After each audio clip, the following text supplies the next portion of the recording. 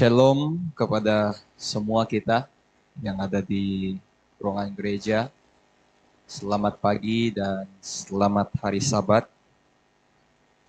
Kalau Elder Robert menyapa kita dengan Shalom Alaikum, saya menyapa kembali. Alaikum Shalom. Dia terbalik saja. Itu bagaimana responnya apabila disapa dengan bahasa yang telah digunakan sebentar tadi. Sabat ini saya senang sekali untuk menyampaikan satu khotbah yang bertajuk tanggung jawab kita sebagai anggota gereja kepada anggota gereja lain. Karena itu adalah salah satu benteng untuk menghindarkan kita daripada terkena ataupun dirosakkan oleh ajaran palsu. Saya biasa panggil nama anak kecil tadi itu Dodo, sebab saya tidak tahu dan tidak ingat pun nama sebenar dia. Walaupun kami biasa, saya panggil dia Dodo. Saya nampak dia tadi sangat nervous, saya tidak tahu apa yang buat dia nervous. Semalam dia baca ayat itu sangat lancar. Tadi dia baca stuck. Dia nervous. Ayat yang telah dia bacakan adalah ayat yang ada di dalam buku Galatia 1 ayat yang ke-6. Aku heran. Nah, ini adalah tulisan Paulus. Paulus heran bahwa kamu begitu lekas berbalik daripada dia oleh kasih karunia Kristus telah memanggil kamu dan mengikuti suatu Injil lain. Ketika Paulus menulis surat ini kepada orang-orang di Galatia, dia menjadi terkejut. Karena ketika sebelum suratnya ini sampai, dia melihat bahwa orang-orang pada waktu itu sangat excited untuk menerima Kristus. Mereka sangat excited untuk mendengar siapa Kristus. Dan mereka bersedia untuk menggantikan Kristus memenuhi segala ruang di dalam kehidupan mereka. Apa saja yang mereka miliki sebelum itu, dalam penyembahan-penyembahan mereka, mereka begitu gembira bahwa mereka akan mengenali Kristus, mempelajari Kristus, dan membiarkan Kristus mengubah hidup mereka. Namun, di dalam Galatia 1 ayat yang ke-6, Paulus terkejut.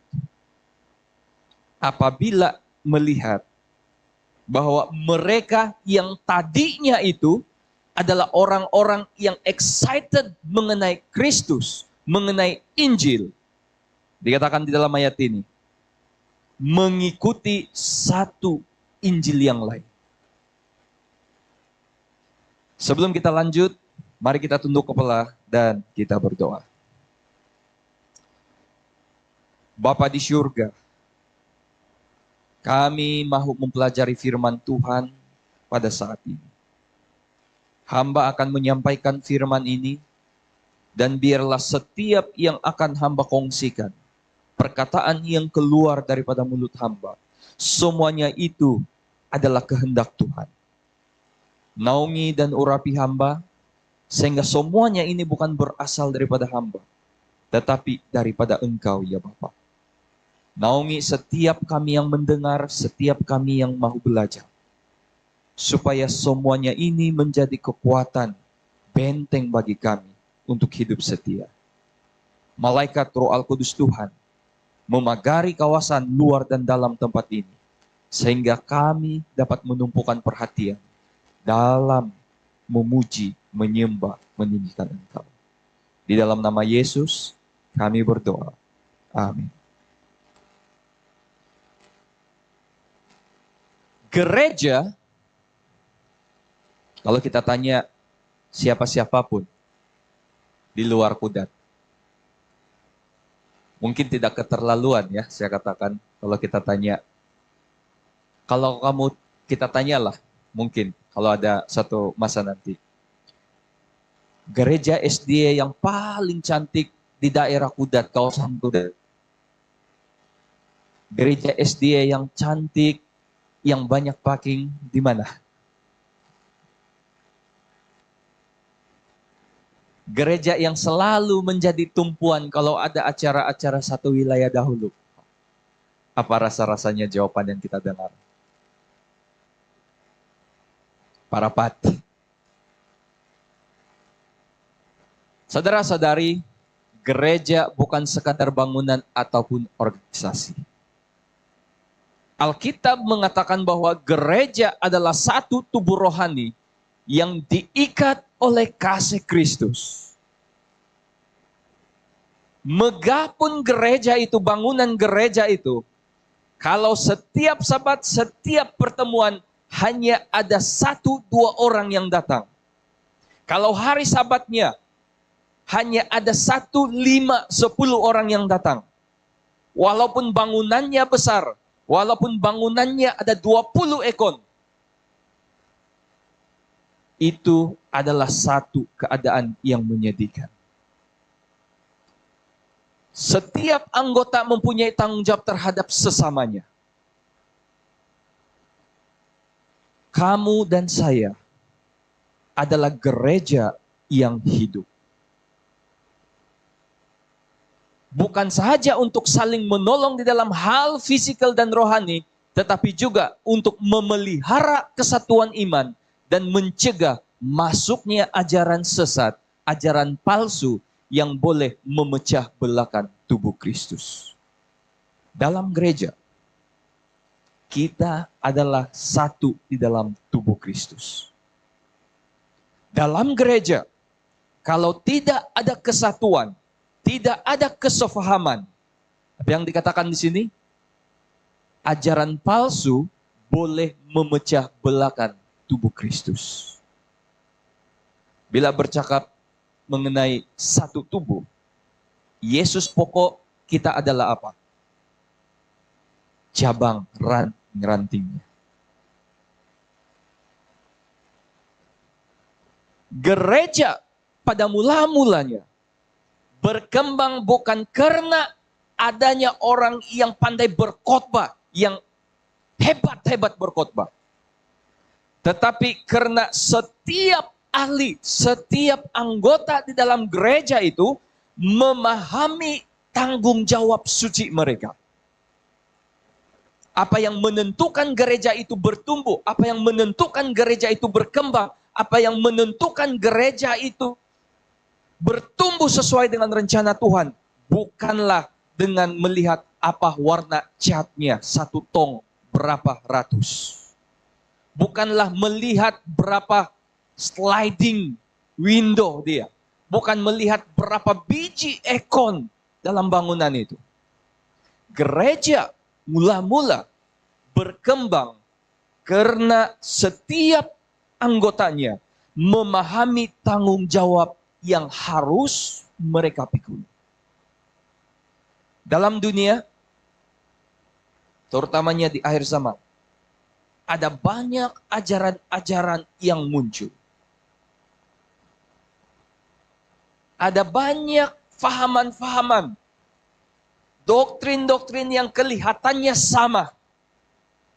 Sehingga apabila kalau ada sesuatu yang berlaku di dalam gereja itu tidak diperhatikan sesama anggota, itulah yang akan membuatkan anggota-anggota dalam gereja itu sendiri akan keluar. Kamu dan saya dipanggil untuk memikul satu tanggung jawab yang sama. Dan ini adalah tanggung jawab bersama. Kalau mungkin sebelum ini kita melihat, berkhotbah itu bagi semua sama pastor. Melawat itu bagi semua sama pastor. Ada funeral, pastor. Ada funeral, diakon. Mesti hadir semua. Dia orang punya kerja. Gotong royong, siapa yang dekat, dialah di sana. Anggota yang ada masalah kesehatan, siapa yang mampu? Biji tolong. Anak-anak Tuhan, kita dipanggil untuk melaksanakan tanggung jawab bersama. Karena kita adalah tubuh Kristus. 1 Korintus 12 ayat 27. Demikian juga kamu adalah tubuh Kristus dan kamu masing-masing anggotanya. Setiap anggota saling berhubung kait. Alkitab, Kristus tidak pernah mengatakan yang masuk surga duluan, yang duluan naik di tangga surga adalah elder pertama. Yang duluan naik, yang duluan buka pintu surga, pastor. No. Tidak ada statement seperti itu di dalam Alkitab. Setiap anggota harus saling berhubung, saling memahami tanggung jawab yang diberikan. Di mata Tuhan tidak ada perbedaan antara semua jemaat. Kalaupun ada di antara kita yang datang ke gereja pada hari ini, di account banknya ada 100 juta. Kalau ada yang account bank 100 juta, ada yang datang di banknya tinggal 1 ringgit lagi. Kita katakan, oh yang duluan Tuhan tengok yang 100 juta di bank. No. Tuhan tidak tengok berapa banyak uang yang ada di dalam bank kita. Tuhan tidak mau tengok pakaian ataupun pakaian yang sudah 2 tahun kita pakai, kita bawa ke gereja. Tuhan tidak pernah mau melihat kelemahan-kelemahan kita apabila kita datang kepada Dia. Kalau Tuhan tidak melihat, membedakan semuanya itu, apa haknya kita sebagai anggota gereja mau meletakkan kelas-kelas di dalam gereja? Maksud saya, ada kelas E, kelas B, kelas C. Kalau potluck, kelas E yang orang have duluan duduk di tempat yang sesuai. Kelas B, C, nomor 2, nomor 3 ambil makanan. Ambil makanan, berbaris lagi ikut kelas. Tuhan tidak mau semuanya itu berlaku di dalam gereja. Setiap anggota saling berhubung. Kalau seorang itu menderita, yang lain harus turut merasa. Ini yang diajarkan oleh Alkitab. Kalau seorang anggota gereja kita kesakitan, seluruh anggota di dalam gereja juga harus merasai kesakitan itu. Maksudnya, apabila seorang anggota gereja itu menghadapi apapun situasi masalahnya, situasi masalahnya itu mendapat perhatian oleh seluruh jemaat. Kemudian, tanggung jawab kita dalam Yakobus 5 ayat 19 hingga 20. Saudara-saudaraku, jika seorang di antara kamu ada yang menyimpang dari kebenaran dan ada yang membuat dia berbalik, ketahuilah bahwa siapa yang membuat orang berdosa itu berbalik dari jalan yang sesat akan menyelamatkan jiwanya dari maut. Menegur, ini yang selalu kadangkala disalah arti oleh jemaat. Bila kita cakap mengenai teguran, kalau Elder Rob menegur saya, ini yang selalu berlaku. Kalau Elder Robit menegur saya, hari Isnin, gereja Parapat akan dapat surat daripada mission. Pastor Ferendi sudah pindah. Kenapa? Sakit hati. Sakit hati kenapa? Elder Robit tegur. Elder Robit melihat ada sesuatu yang perlu ditegur dalam pelayanan saya. Dan ketika saya ditegur, ada surat dari mission. Pastor daerah kamu, Pastor Ferendi, mohon request untuk pindah. Dan sahabat depan dia bukan lagi di sini. Cek apa sebabnya? Sebab Elder Robit menegur, ada yang tidak kena dalam pelayanan saya. Anak-anak Tuhan, kita diberikan satu tanggung jawab yang sama. Jikalau ada seorang di antara kita yang bukan teguran, Alkitab mengajak, membawa kita untuk menegur orang itu. Tetapi dengan cara yang bukan untuk memalukan orang tersebut. Alkitab mengajar bagaimana cara yang paling sesuai untuk menegur seseorang. Empat mata.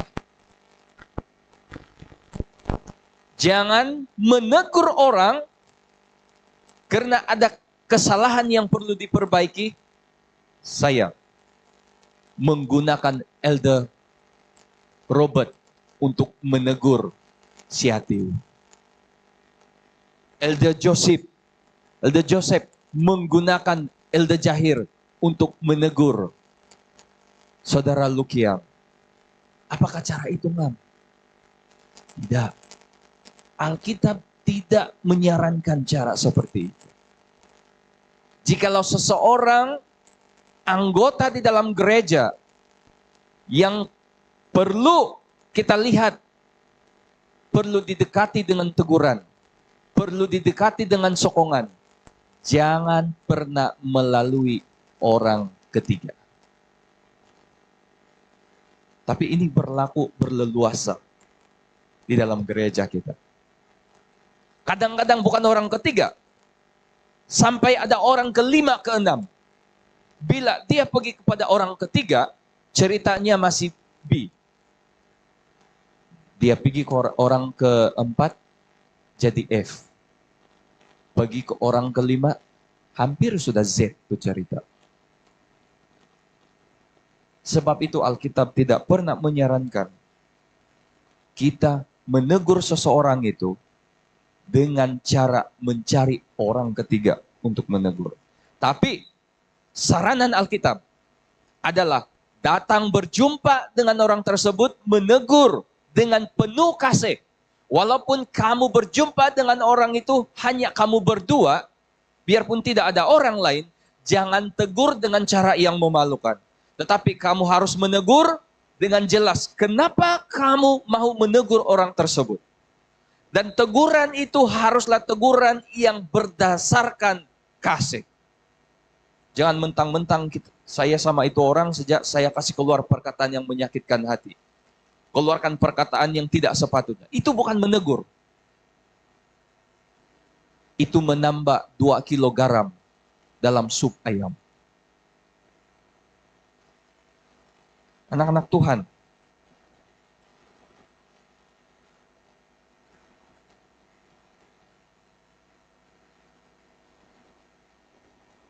kenapa saya mengatakan bahwa tanggung jawab di dalam gereja ini adalah tanggung jawab bersama?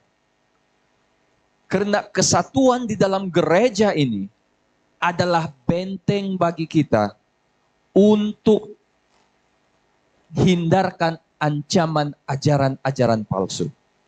Jangan pernah pandang ringan tentang ajaran-ajaran palsu ini, anak-anak Tuhan. Apabila kita berhadapan dengan ajaran palsu, harus kita ingat, kita lakukan ada segala sesuatu dan peganglah yang baik. 1 Tesalonika 5 ayat 21. Ujilah apa yang kamu dengar itu. Sebab itu kita diajarkan di dalam Adventist, walaupun seseorang itu yang berkhotbah adalah pastor, kamu tidak akan boleh terima bulat-bulat semuanya itu. Sebab itu kita diajarkan, apabila kita balik ke rumah, kita ada kerja rumah sendiri, homework kita. Itu pun kalau kita ingat apa yang kena khotbah. Ini jangan-jangan keluar saja dari gereja, lepas ini, khotbah di pastor diri. Macam mana mau buat kerja rumah kalau nolingan, no? Anak-anak Tuhan. Setiap yang kita dengar, setiap yang kita lihat, setiap yang kita pelajari, ujilah itu. Mazmur 119 ayat 105. Firman itu pelita bagi kakiku dan terang bagi jalanku. Anggota gereja yang berakar dalam firman tidak akan mudah digoncangkan oleh ajaran palsu. Anggota yang senantiasa mau belajar firman Tuhan, terlebih belajar bersama-sama dengan anggota yang lain, adalah anggota gereja yang matang. Mereka adalah anggota gereja yang bukan tunggu disuap. Mereka adalah anggota gereja yang benar-benar mau memahami Yesus Kristus. Karena itu ayat di dalam Galatia 1 ayat 6 ini dengan 7 saya ambil sebagai ayat inti untuk pelajaran hari ini. Ayat yang ke-7. Hanya ada orang yang mengacuhkan kamu dan yang bermaksud untuk memutarkan Injil Kristus. Ini yang berlaku di Galatia. Yang pertama, Paulus katakan dia heran. Kamu begitu lekas. Dulu saya melihat kamu adalah orang-orang yang begitu membara untuk mempelajari Injil. Bila kamu sudah belajar Injil, bila kamu sudah mengenali Kristus, tiba-tiba bila ada orang yang datang mengacuhkan kamu, langsung memutarbalikkan Injil Kristus. Kamu keluar, kamu lari, kamu meninggalkan Injil Kristus. Berlaku di Galatia pada waktu zaman Paulus. Apakah itu berlaku pada zaman kita sekarang? Yes. Berlaku dan sedang berlaku. Yesus sendiri memberikan satu peringatan. Matius 7 ayat 15, kalau kamu ingat ayat ini. Matius 7 ayat 15. Yesus mengatakan, apa yang dia katakan? Waspadalah terhadap nabi-nabi palsu. Yang menyamar seperti domba. Tapi sesungguhnya mereka adalah serigala yang buas. Kamu tahu kenapa dikatakan serigala? Kalau saya tanya kamu pilih mana? Singa atau serigala? Apa pilihan kamu?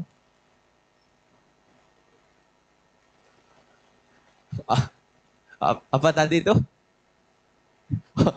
Itu tidak ada dalam pilihan dulu. Saya tanya dua. Dua saja pilihan dia. Pilihan dia singa atau serigala. Mana kamu rasa yang kamu suka? Sebab kuat ataupun singa dengan kuasa besar? Banyak orang akan memilih singa. Kamu tahu kenapa Alkitab sering menggambarkan serigala ini adalah satu bentuk kuasa yang sangat boleh mengancam. Kamu lihat karakteristik serigala dan juga singa. Singa kecenderungan untuk putus asa sangat besar. Serigala kecenderungan untuk berundur sangat besar. Tetapi serigala berundur tidak bermaksud berhenti. Ciri-ciri serigala antaranya, apabila dia kalah, dia akan berundur. Tetapi dia berundur bukan karena dia mengaku kalah. Dia berundur untuk menyusun strategi yang baru. Itulah sebabnya kamu banyak menemukan perkataan serigala, serigala, serigala. Berwaspada dengan serigala dalam Alkitab. Pada Sabat ini, pada minggu ini, pada bulan lalu, ini sudah bulan 7. Pada bulan 6 lalu, kamu yang ada di sini mungkin berjaya lepas daripada cengkaman serigala. Lepas daripada ajaran-ajaran serigala. Tetapi itu tidak membawa maksud bahwa serigala itu sudah berhenti ataupun putus asa. Serigala, dia berundur kalau dia tidak dapat pada waktu itu. Tetapi dia berundur untuk mengatur, memikirkan strategi lain. Matius 7 ayat 15. Yesus memberikan peringatan kepada kita mengenai serigala. Dan ajaran-ajaran yang ada ini, ajaran-ajaran sesat ini seringkali menyusup dengan cara yang halus, smooth.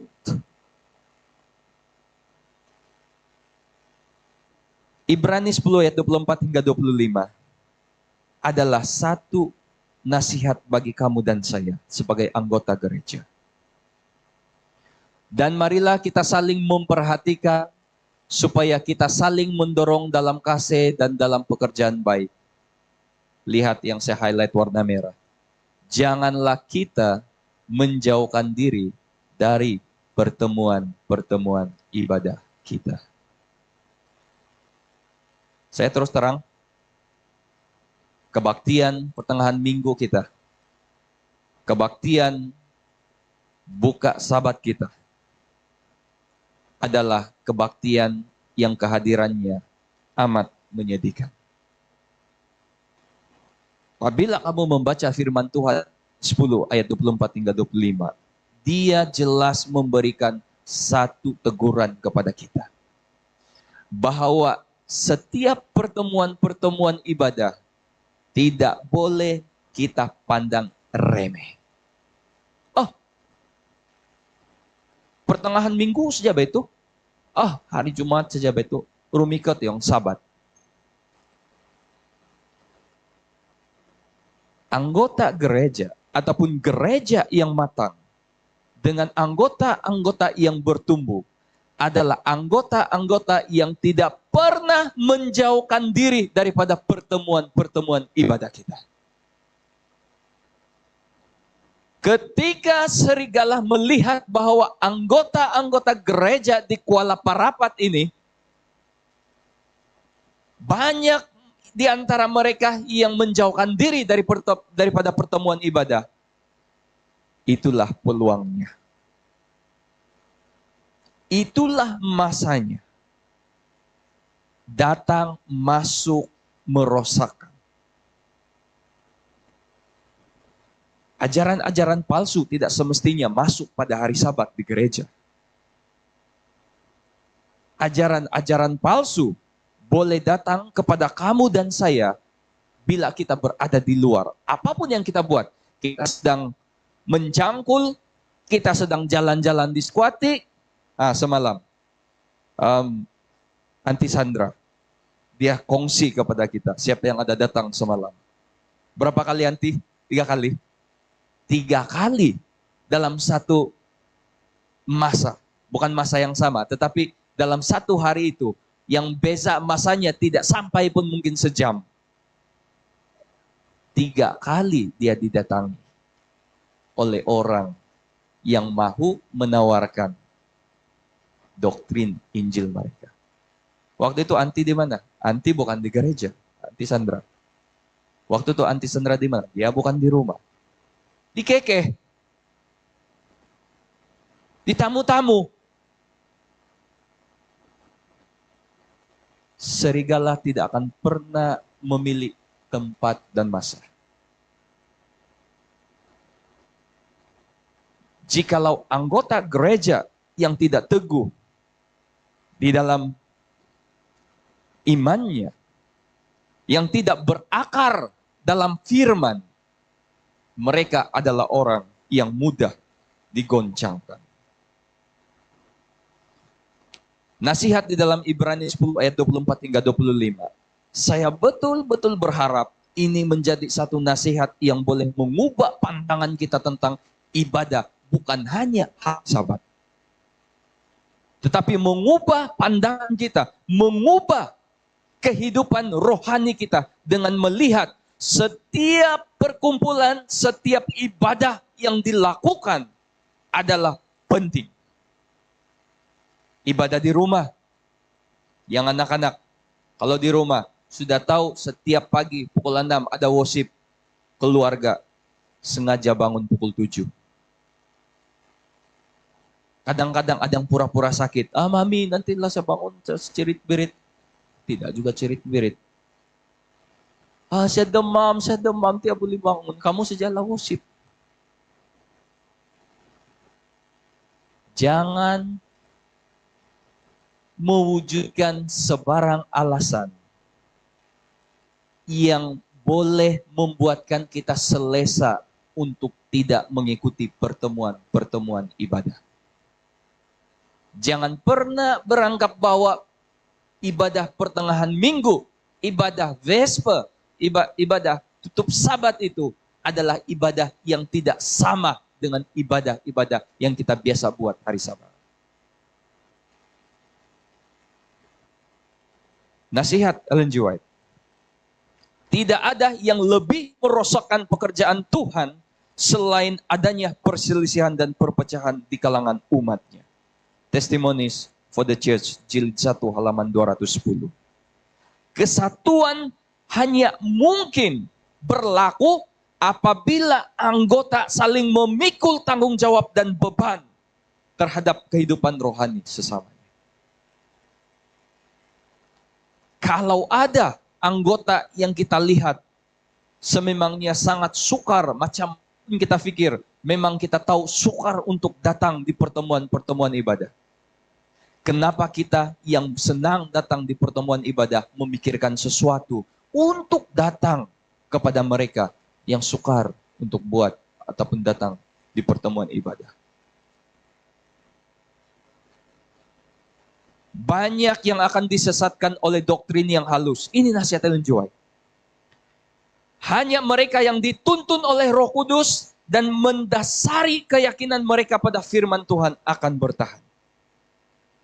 Orang bagaimana yang akan bertahan? Orang yang mendasari keyakinan mereka kepada firman Tuhan. Masih lagi menyentuh mengenai kesatuan kita sebagai satu tubuh dalam Kristus. Bagaimana kita boleh alert? Bagaimana kita boleh mengesan ada ajaran-ajaran palsu yang sedang berlegar? Karena kita peduli tentang orang-orang sekeliling kita, anggota di sekeliling kita.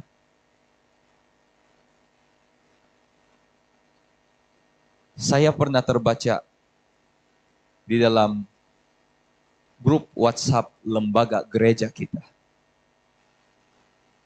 Satu message yang saya suka. Message yang berbunyi, Sabat depan, kami mau pergi melawat Siano. Tutoluno sabat, ano korikot sid gereja. Ini adalah cara, contoh anggota yang peduli tentang anggota-anggota di sekelilingnya.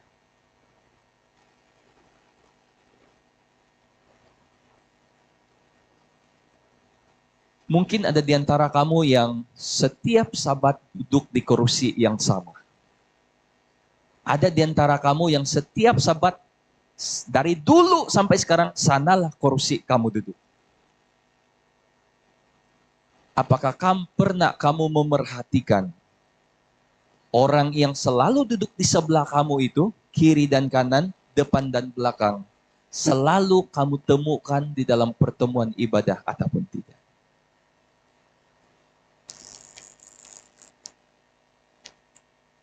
Kalau kita ubah cara kita melihat tentang peduli orang lain, anggota di sekeliling, satu Sabat saja, satu saja pertemuan ibadah, kita tidak nampak orang yang selalu duduk depan kita. Ay, ako romato, ano ko gereja yado, biano. Lawaton ko pala.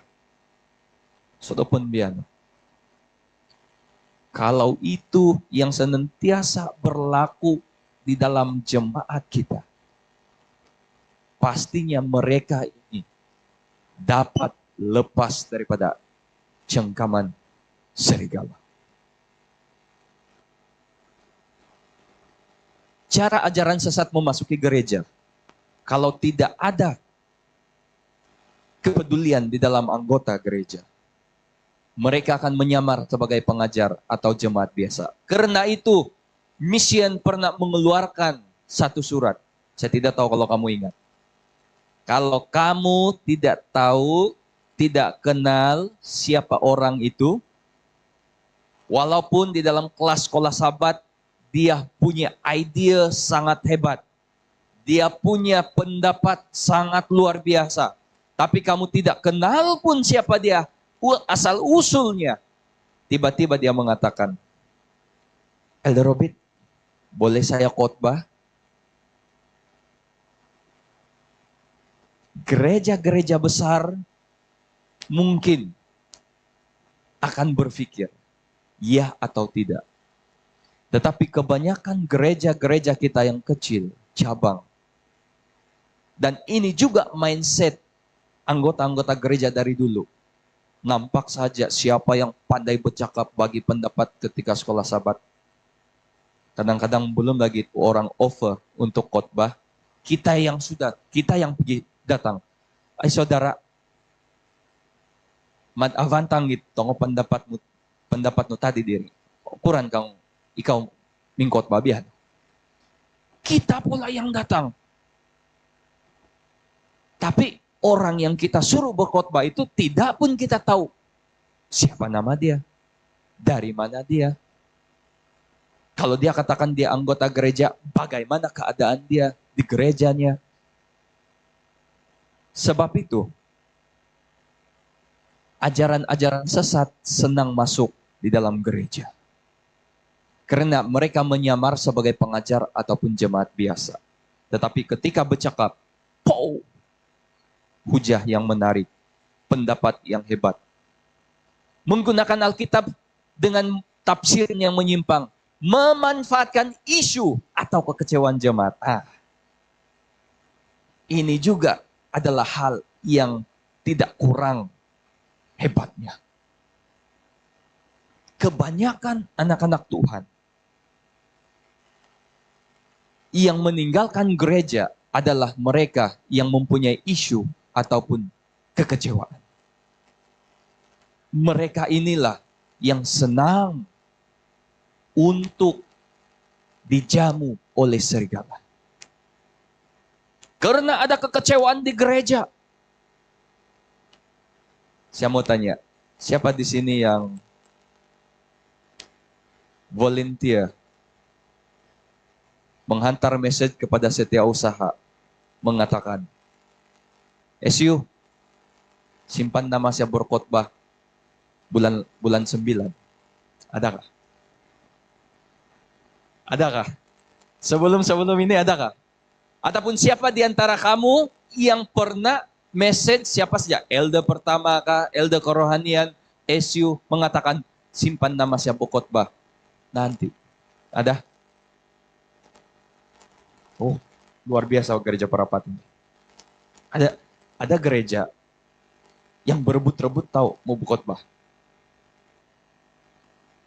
Ada gereja yang anggotanya kalau tidak nampak namanya di dalam jadwal, lupa guna ko sumambayang siti yung jadwal mingkot bang aso.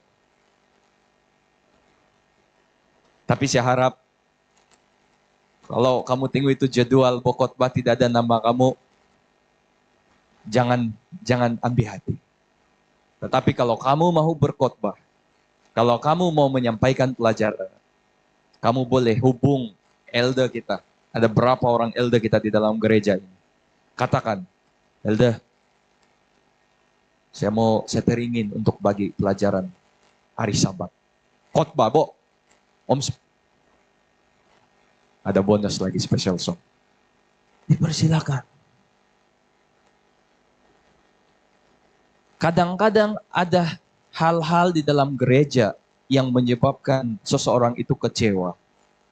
Dan itulah yang menyebabkan mereka mula mahu mencari tempat lain untuk meluahkan kekecewaan ataupun isu itu. Orang-orang seperti ini adalah orang yang harus menjadi perhatian kamu dan saya. Keempat, menonjolkan karisma kepimpinan. Kalau gereja Parapat saja, janganlah. Semua setting, semua ada karisma kepimpinan. Tetapi, jangan sampai karisma kepimpinan kamu itu membuatkan kamu menyampaikan ajaran-ajaran yang offshoot. Karena kebanyakan orang yang mau memasuki gereja dengan ajaran yang salah adalah dengan menonjolkan kepimpinan yang berkarisma. Keluar kata, dia parking sana luar gate, dia buka saja pintu, minyak wangi duluan masuk di gereja. Bisa gitu. Dia keluar, kaki keluar dari kereta sudah tahu kasut harga 3.000 satu. Keluar badan, pakai coat, sudah tahu coat yang harga tidak kurang di bawah 10.000. Berjalan dengan Alkitab. Tapi kamu tidak tahu siapa. Dengan kepimpinan yang berkarisma masuk di dalam gereja, tetapi kita tidak kenali.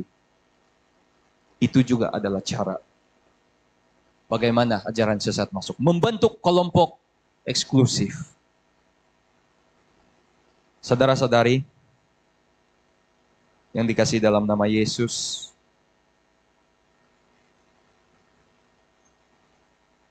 mereka yang membentuk kelompok eksklusif di dalam gereja ini, kebanyakannya adalah mereka yang ada kekecewaan yang tidak terubat.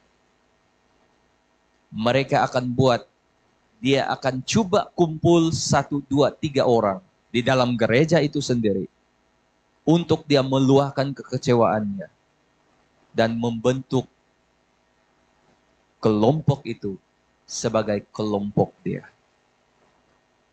Jadi, anak-anak Tuhan, terus terang, kalau ada kekecewaan kamu di dalam gereja kita, jangan simpan. Luahkan, karena itu adalah tanggung jawab bersama untuk mencari penyelesaiannya. Kesan kepada ajaran palsu ada di dalam buku Roma 8, 16 ayat 17.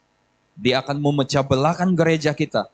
Dia akan menimbulkan keraguan terhadap kebenaran Alkitab. Dia akan melemahkan semangat pelayanan dan kesetiaan kepada Tuhan.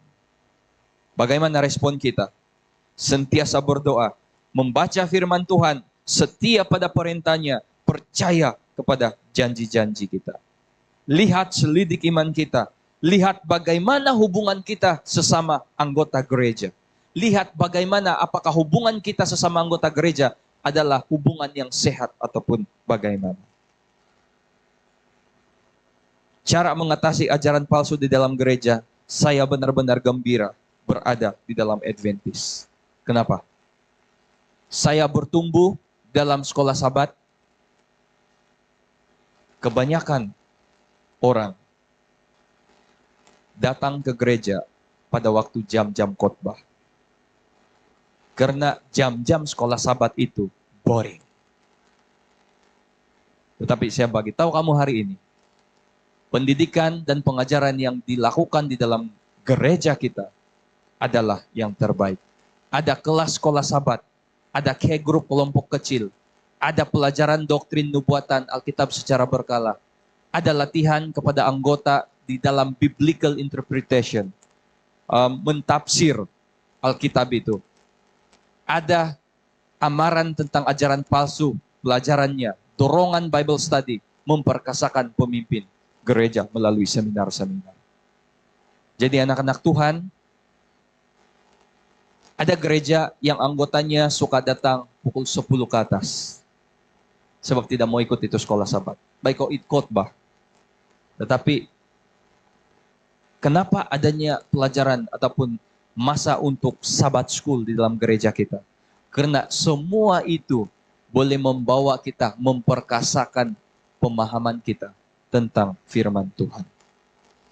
Sekolah Sabat kita hari ini, sekolah Sabat yang kuartal yang baru. Kamu tahu apa si Alexon cakap sama saya kemarin-kemarin dulu? Dia bilang, oi, pasal si Musa pula kita belajar itu kan, Sabat depan. Nah, bara po anil dan pasal di Musa bo, dia bilang. Saya tidak tahu apa yang dia tahu yang saya tidak tahu. Tetapi sejauh mana pemahaman kamu tentang Musa pada Sabat ini? Hasil daripada pembelajaran sekolah Sabat. Apakah setakat kamu memahami dia berada di Gunung Sinai, memimpin Israel, ataupun yang kamu fahami tentang Musa pada Sabat ini lebih daripada itu? Itulah fungsi sekolah Sabat. Kesimpulannya, sebagai anggota gereja, kamu dan saya bukan hanya sebagai penonton. Kamu dan saya bukan hanya sebagai anggota yang duduk, minta ekon, minta kipas. Kamu dan saya bukan hanya anggota yang tunggu 12,5 hari, 12,5 tunggu potluck. Kamu dan saya adalah anggota gereja yang mana penjaga sesama anggota gereja. Tanggung jawab kita bukan hanya untuk diri sendiri, tetapi juga terhadap iman dan keselamatan saudara seiman kita. Maksudnya, kepedulian kita kepada mereka. Bila mereka hilang, kita tahu. Jangan yang sudah 5 tahun hilang baru, ay, manal may, lain no, anemot ko yalo sumambayang. Bila kamu sadar, hari ini, bila dia mulai tidak ke gereja, 2020. Baru sadar 2025. Anak-anak Tuhan, ajaran sesat dapat masuk ke dalam gereja dengan cara yang halus dan sistematik. Pada petang ini, ada satu seminar yang saya akan sampaikan mengenai gereja Seventh-day Adventist dengan ajaran palsu yang sedang berlaku di dalam kehidupan kita. Ajaran palsu yang saya akan kongsikan petang nanti itu adalah ajaran yang menunjukkan bahwa ia juga adalah Adventist seperti kita. Kalau kamu melihat nanti, ajaran itu adalah ajaran yang sama seperti kita, menghormati Sabat, pasal makanan, mereka juga seperti Adventist, hukum 10, mereka juga seperti Adventist, baptisan, mereka juga seperti Adventist. Apa tindakan kita apabila kita melihat satu ajaran yang berlegar-legar di sekeliling kita, mirip seperti apa yang kita belajar selama ini? Kalau kamu mau tahu selanjutnya, biarlah kehadiran kamu pada petang ini akan menjawab persoalan bagaimana ataupun apa sebenarnya ajaran palsu yang sedang berleluasa ketika ini. Anak-anak Tuhan, saya mencabar semua kamu untuk terus menjadi anggota yang peduli antara satu sama lain. Supaya apapun yang berlaku di antara kita, kita dapat menanggungnya bersama-sama. Karena Yesus mengkehendaki kita untuk melayani sesama kita. Semoga kita akan terus bertumbuh menjadi anak-anak Tuhan seperti mana yang Yesus mau kita jadi. Tuhan memberkati.